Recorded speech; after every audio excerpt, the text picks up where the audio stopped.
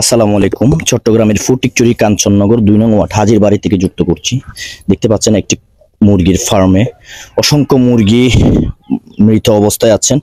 আসলে মৃত বললে ভুল হবে, এগুলো আসলে কিভাবে মারা গিয়েছেন আমরা ঠিক জানি না। তবে এই ফার্মের যিনি মালিক জনাব মোহাম্মদ আব্দুর রহিম, আমরা তার সাথে কথা বলবো। তার সাথে কথা বলে আমরা ঘটনাস্থলে আসছি এবং দেখতে পাচ্ছেন অসংখ্য মুরগি এখানে। ওনার আনুমানিক ৫০০ থেকে ৬০০ মুরগি, এবং আমরা একটু কথা বলার চেষ্টা করব তার সাথে। একটু ভিতরে আসবেন। দেখতে পাচ্ছেন অসংখ্য মুরগি এখানে। আব্দুর রহিম ভাইয়ের কাছে জানতে চাইবো, ভাই আপনার মুরগিগুলা কিভাবে মারা গিয়েছে একটু বিস্তারিত জানাবেন। আসসালামু আলাইকুম।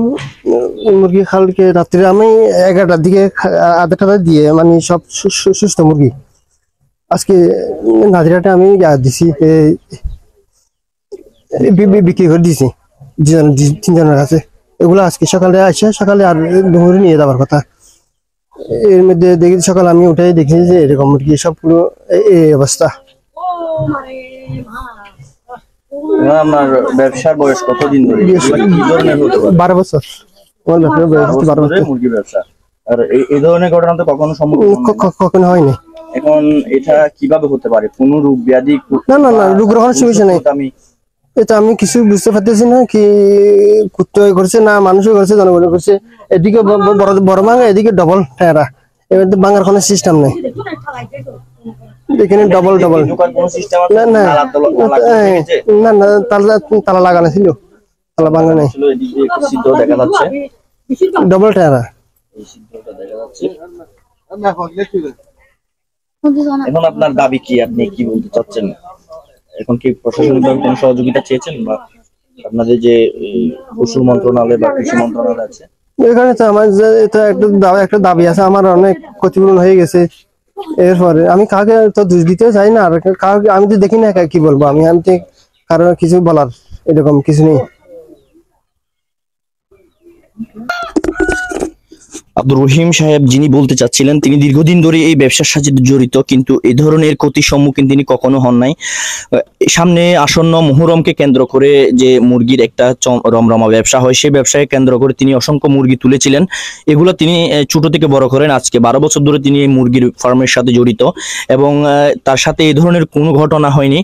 এখন যদি তিনি বলতে চাচ্ছেন যদি কুকুরে মারে তাহলে 2টা বা 4টা মারতে পারে, কিন্তু এই ধরনের নৃশংস কাজ আসলে কিভাবে হয়েছে তিনি আসলে বুঝতে পারছেন না। তিনি সকলের সহযোগিতা কামনা করেছেন এবং সকলে তার পাশে দাঁড়াবেন সেটি আমরা কামনা করছি। এবং মুরগিগুলোর দৃশ্য যদি আপনাদেরকে দেখায়, এখন মুরগিগুলো আসলে মরে পড়ে আছে। অসংখ্য মুরগি, কিছু মুরগিকে রক্তাক্ত অবস্থায় দেখা যাচ্ছে, আবার কিছু মুরগি একদম ক্লিয়ার ভাবেও দেখা যাচ্ছে। এই হচ্ছে অবস্থা। এখন কুকুর বা যে কোনো অ্যাক্সিডেন্ট হতে পারে। আসলে যা হয়েছে এটার জন্য আসলে আমরা কিভাবে তার পাশে দাঁড়াতে পারে। অসংখ্য কুকুর। আচ্ছা আপনার এখানে আনুমানিক কত টাকার ক্ষয়ক্ষতি হয়েছে বলে আপনি মনে করছেন? এখানে আমার প্রায় 3 লক্ষ টাকার মুরগি আছে। 3 লক্ষ টাকা? 3 লক্ষ টাকার বিক্রি করে 3 লক্ষ টাকা।